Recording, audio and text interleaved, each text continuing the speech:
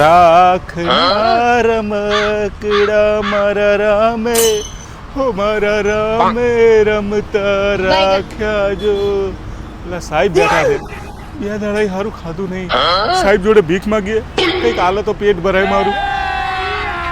રાખના રમકડા સાહેબ સાહેબ આલોન કંઈક બે દાડાથી ખાધું નહીં. આ તહેવાર હતો, બધી દુકાનો બંધ હતી, કંઈક ખાવું છે સાહેબ, આલો ને. લાગતું નહીં ભાઈ તું બે દાડા ભૂખ્યો હોય, તારું પેટ તો જો એકદમ ફૂટાય એવું છે. સાહેબ આ તો બે દાડા ભૂખ્યો છું ને એટલે ગેસના કારણે પેટ ફૂલી ગયું છે. આલો ને સાહેબ, કંઈક આલો ને. લે મારા ભાઈ તારા ઉપર દયા આવે છે એટલે એક કામ કર, તને પૈસા આલું છું, લે આ 500 રૂપિયા આલું છું, પેટ ભરીને ખાજે ને જે વધી ને એ પાછા આલી જજે. હા સાહેબ, હું સાહેબ છે ને પેટ ભરીને ખાઈ લઉં, બાકીના વધે ને પૈસા તમને પાછા આલી જાઉં. હાર જો આપી જજો હો, પાછા જાહેર. હા સાહેબ આપી જો હો, બહુ સારા સાહેબ છે હો. 500 રૂપિયા ખા લ્યા, હું ખાઈને એમને પેટ ભરીને પછી પૈસા પાછા આલી દઉં. મારું સાહેબ તો બહુ સારા કહેવાય.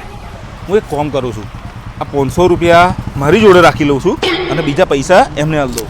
આ 50 આ હો समझ रहे हो આ બીજા હો. આ 500 રૂપિયા મારા ખિસ્સા મેલ દઉં છું અને એમને કહી દઈશ કે આ 250 રૂપિયાનું મેં પેટ ભરીને ખાઈ લીધું અને 250 રૂપિયા શેઠને પાછા આલી દઈશ. મને 250નો ફાયદો અને શેઠને 250નો, એટલે શેઠને મારા ઉપર વિશ્વાસ આવી જાય. કમ્પ્લીટ કહેવાય હો. હું શેઠને 250 રૂપિયા પાછા આલી આવું. और अभी तो रुको, શેઠને 250 પાછા આલી દઉં એટલે શેઠને સારું લાગે. क्लाइमैक्स अभी बाकी है. લો શેઠ આ 250 રૂપિયા.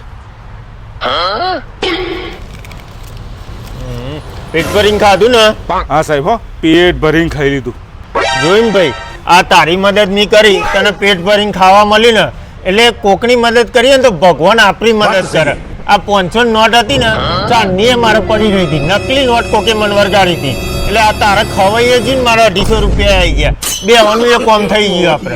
આ જોયું ને, તારું એ કોમ થઈ ગયું, મારું એ કોમ થઈ ગયું.